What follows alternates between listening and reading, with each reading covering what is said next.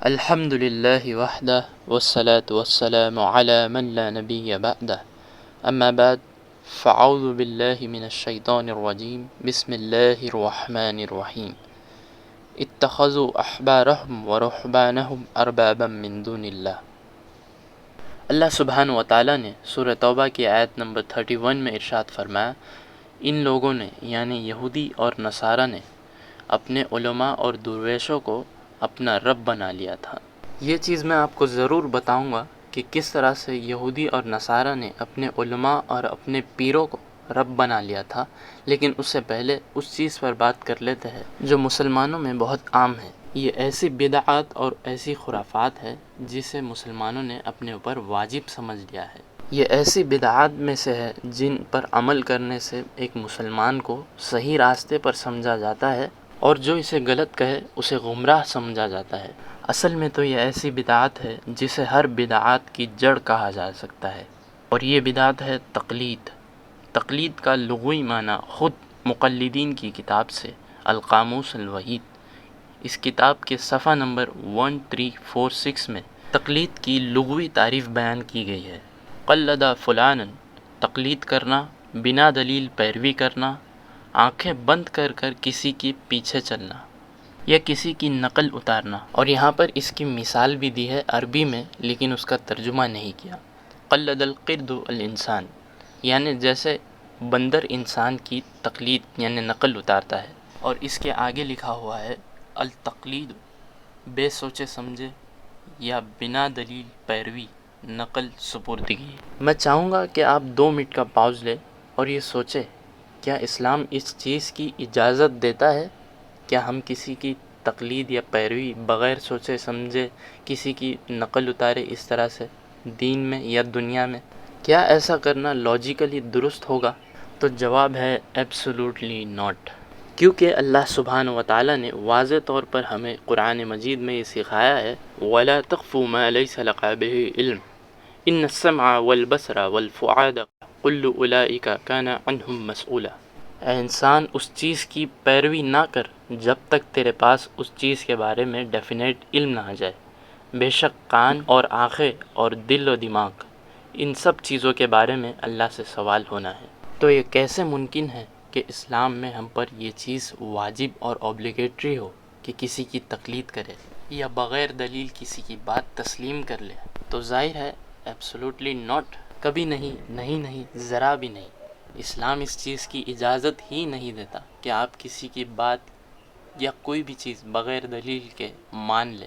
حضرت سلمان الفارسی اور معاذ بن جبل رضی اللہ عنہ سے موقوفاً رسول اللہ صلی اللہ علیہ وسلم سے ایک حدیث روایت ہے، فرماتے ہیں جب 3 باتیں رونما ہوگی تو تمہارا کیا حال ہوگا؟ عالم کی غلطی، اور منافق کا قرآن لے کر جھگڑا اور مناظرہ کرنا، اور تیسری بات یہ فرمائی کہ اور دنیا جب تمہاری گردنیں توڑے گی، یعنی جب ہمیں کمزور کر دے گی۔ اور پھر فرمایا تو جو عالم کی غلطی کا مسئلہ ہے تو سنو، اگر وہ ہدایت پر بھی ہو تو بھی دین میں اس کی تقلید مت کرو۔ تم لوگ کہتے ہو ہم عمل کرتے ہیں جیسا فلاں شخص کو عمل کرتے ہوئے پاتے ہیں، اور جب رک جاتا ہے تو ہم بھی رک جاتے ہیں، تو ایسا نہ کیا کرو۔ ہاں، اگر وہ غلطی کرے تو اس سے اپنا تعلق نہ توڑو اور اس کی مدد کرو شیطان کے خلاف۔ یہاں پر واضح طور پر لکھا ہوا ہے کہ اگر عالم ہدایت پر بھی ہو، سیدھے راستے پر بھی ہو، تو یہاں پر واضح طور پر عربی میں لکھا ہوا ہے، اگر آپ عربی جانتے ہیں تو یہاں پر لکھا ہوا ہے فَلَا تُقَلِّدُوا دِينَكُمْ، تو تم اپنے دین میں اس کی پیروی نہ کرو، واضح طور پر ہے۔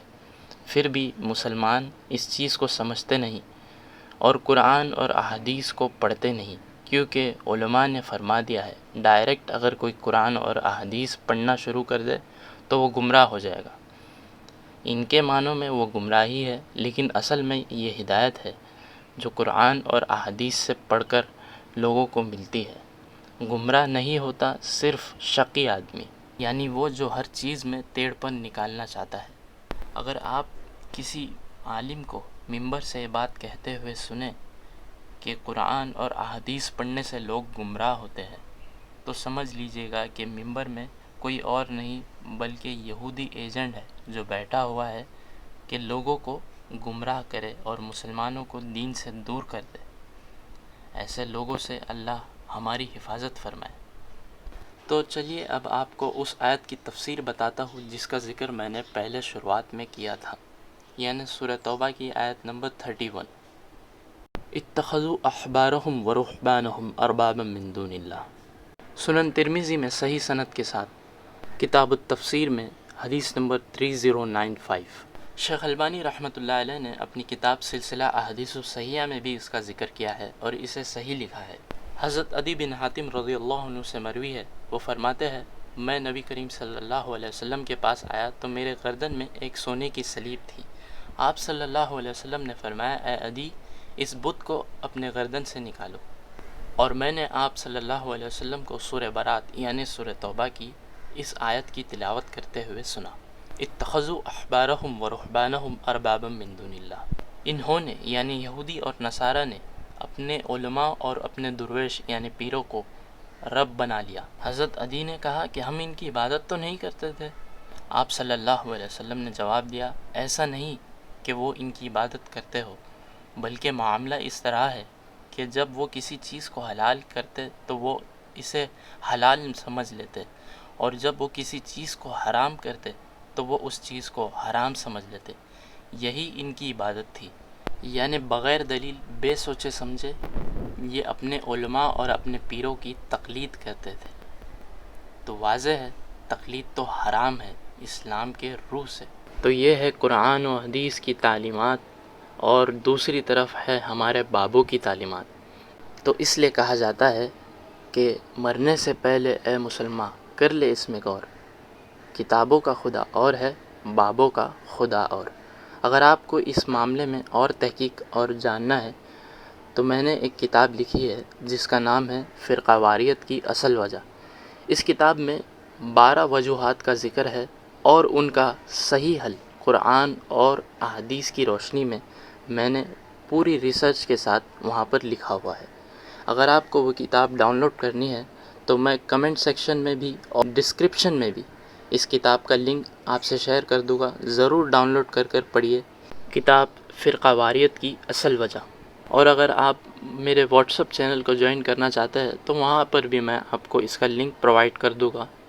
یہ کتاب فری ہے، ضرور ڈاؤن لوڈ کر پڑھیے فرقہ واریت کی اصل وجہ۔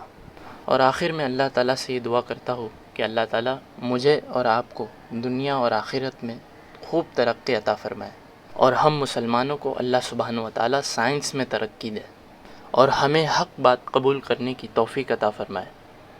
آخر دعوانا ان الحمد للہ رب العالمین، سبحانک اللہم و بحمدک، اشہد ان لا الہ الا انت، استغفرک واتوب الیک، وما علینا الا البلاغ المبین۔ السلام علیکم ورحمۃ اللہ وبرکاتہ۔